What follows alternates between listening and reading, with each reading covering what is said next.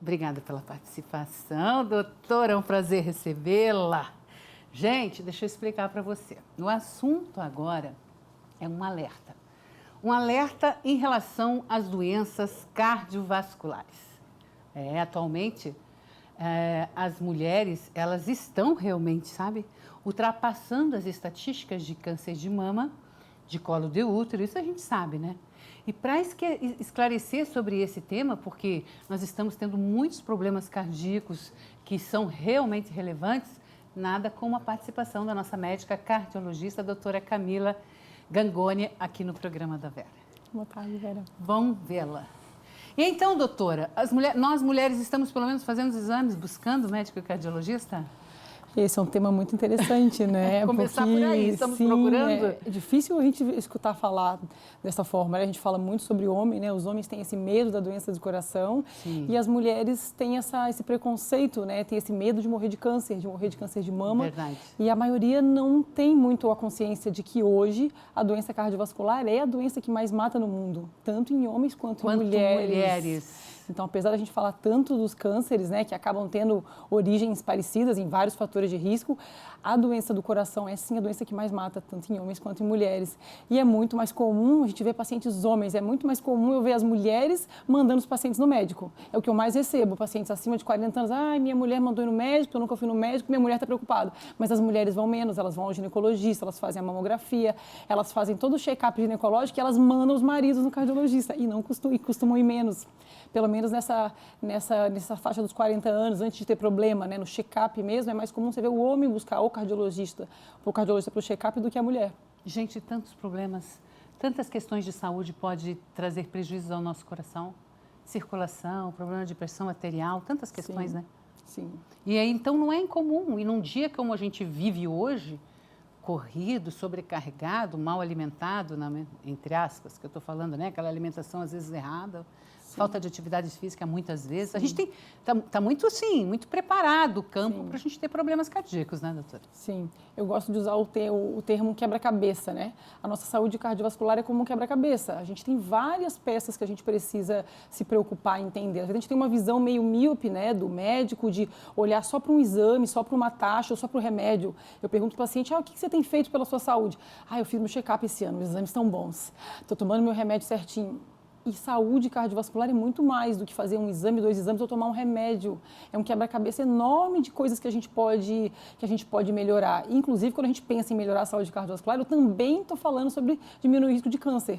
Porque tanto o câncer quanto as doenças cardiovasculares são doenças inflamatórias, que têm origens em comum. Então, quando eu trabalho em prevenção cardiovascular, eu também estou trabalhando prevenindo a grande maioria dos cânceres. Para essa prevenção, o que a gente precisa? Em primeiro lugar, fazer uma visita ao médico cardiologista a partir dos 40 anos, mais indicado, doutora? Tem gente que vai até antes, né? A gente é recomendado que a gente possa medir a pressão pelo menos uma vez depois dos 18 anos. Então, se a gente pensar numa consulta preventiva, ou com cardiologista ou com clínico, antes dos 20 anos, a gente poderia fazer uma primeira avaliação para tentar identificar se tem fatores de risco na família, se tem alguém que morreu cedo na família com problema de coração, tem um colesterol muito alto, tem hábitos que a gente pode começar a orientar nessa idade, porque a doença cardiovascular ela vai começar 30, 40 anos antes do infarto. Então, não adianta a gente pensar só um ano antes, né? Se o infarto acontece com 40, 50, 30 anos antes já começam a se formar essas placas de gordura. Então, é na infância que a gente começa a trabalhar essa prevenção e até na gestação, que a gente já fala sobre isso hoje, né? Até na gestação? Sim, hoje em dia a gente já fala muito desse preparo metabólico fetal, né? De como que os cuidados na gestação podem impactar o surgimento de doenças crônicas na vida adulta, seja o infarto, seja os cânceres, seja doenças inflamatórias.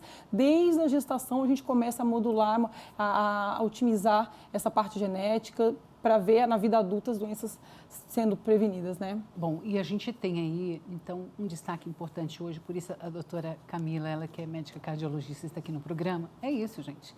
As mulheres estão sendo muito acometidas, muitas vezes na surpresa, às vezes, como a gente sabe que os sintomas em relação a questões cardíacas também não são tão aparentes, né? Sim. Às vezes demora um pouco para a gente perceber que está acontecendo algo, né, no nosso organismo em relação ao coração, né? Em homens é mais comum os quadros serem bem típicos, aquela dor mais intensa, aquela dor comum, o homem percebe mais rápido esses sintomas de infarto. A mulher. Na mulher, e com o passar da idade, na mulher e nos diabéticos, esses sintomas podem ser mais frustros. A dor pode não ser tão clara, a dor pode ser mais nas costas, pode ser um enjoo, pode ser uma náusea, pode ser um mal-estar. Ele não é tão típico como está ali no livro para o homem. Que a mão vai amortecer, que o braço vai doer, que o coração... É mais fácil a mulher não perceber ou demorar mais para ser atendido. Por isso tem estudos que mostram que a mulher morre mais do que o homem, às vezes, no infarto. Pode ser uma das justificativas, é esse tempo de demora de identificar os sintomas de procurar o médico. Diz que até a garganta, diz que até dor na garganta, às vezes é um sintoma de coração. Que coisa, que coisa. Gente, ficou alerta.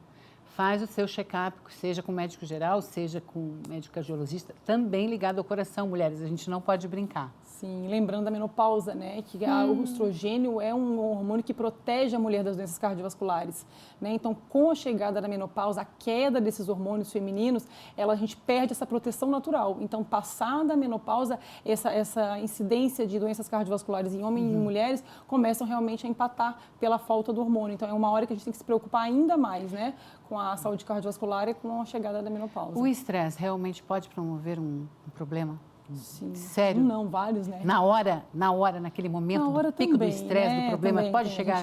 Mesmo se eu não tenho colesterol alto, mesmo que eu estou controlada, um momento de uma emoção muito forte, pode sim.